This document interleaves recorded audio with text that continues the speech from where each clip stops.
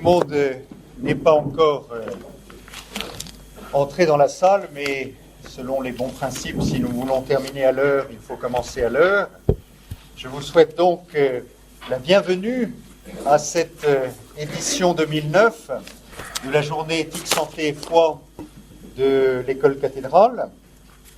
Depuis quelques années, sous la forme soit de sessions, soit sous la forme de journées, d'abord sous la responsabilité du docteur Marie-Sylvie Richard, puis j'ai pris la suite en 2005. Donc, il y a cette proposition pour les professionnels de la santé, mais pas exclusivement pour les professionnels de la santé, de cette réflexion éthique, santé et foi.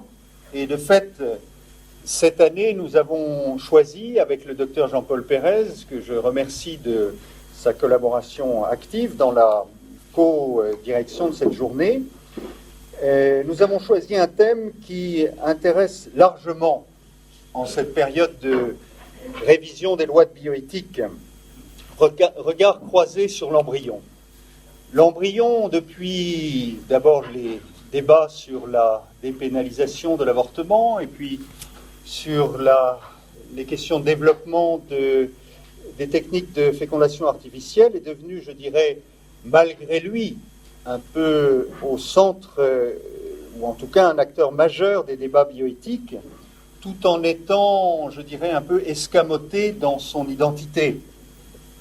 Les débats législatifs en France et à l'étranger, je pense que Mme Mirkovic reviendra dessus, a laissé un peu un flou, mais peut-être faut-il laisser un flou, mais a laissé un flou théorique sur le statut de l'embryon, ce qui ne l'a pas empêché, j'allais dire pratiquement, par exemple en France, d'aller de plus en plus vers une chosification en fait de l'embryon.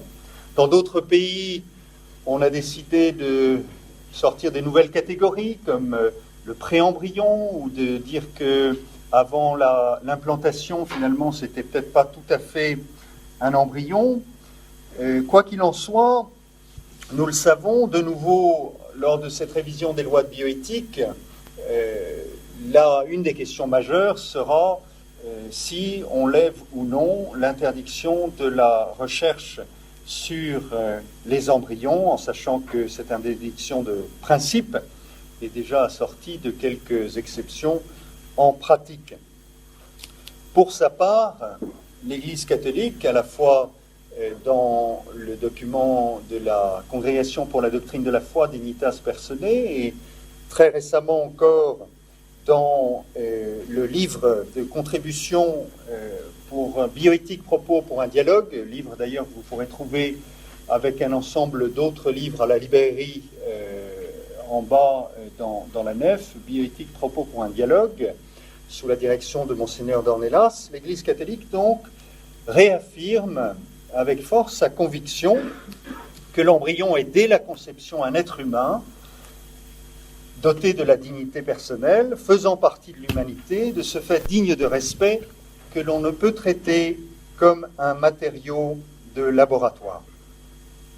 Cette journée voudrait contribuer à la fois à développer la réflexion rationnelle, la réflexion également éclairée par la foi, dans cette journée organisée donc par le centre de formation diocésaine, en quelque sorte, qui est l'école cathédrale. En même temps, cette journée voudrait poser quelques hypothèses, quelques propositions sur des questions encore ouvertes, notamment dans le domaine juridique. Je vous souhaite donc à tous une excellente journée d'études. Je rappelle que après les interventions, nous aurons un temps de débat et de questions pour permettre ce travail commun sur ces questions importantes. Et j'ai la joie de présenter notre premier intervenant, M. Tugdual d'Herville. Cher Tugdual, vous êtes depuis longtemps engagé, soit comme fondateur de À Bras Ouverts, mouvement d'accueil d'enfants et jeunes handicapés, et aujourd'hui tout spécialement comme délégué général de l'Alliance pour les droits de la vie. Vous êtes engagé dans l'action pour le respect de la personne humaine particulièrement lorsqu'elle est vulnérable.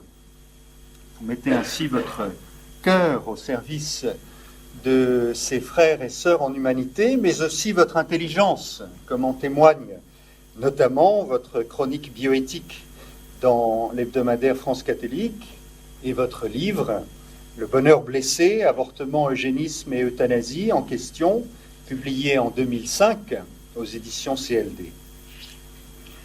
Vous avez publié en 2008 dans la revue Liberté politique un article sur la procréation de substitution. C'est sur ce sujet que nous vous écoutons maintenant avec intérêt à travers votre intervention, la médecine procréative et ses acteurs, réalité de l'assistance médicale à la procréation aujourd'hui. Merci.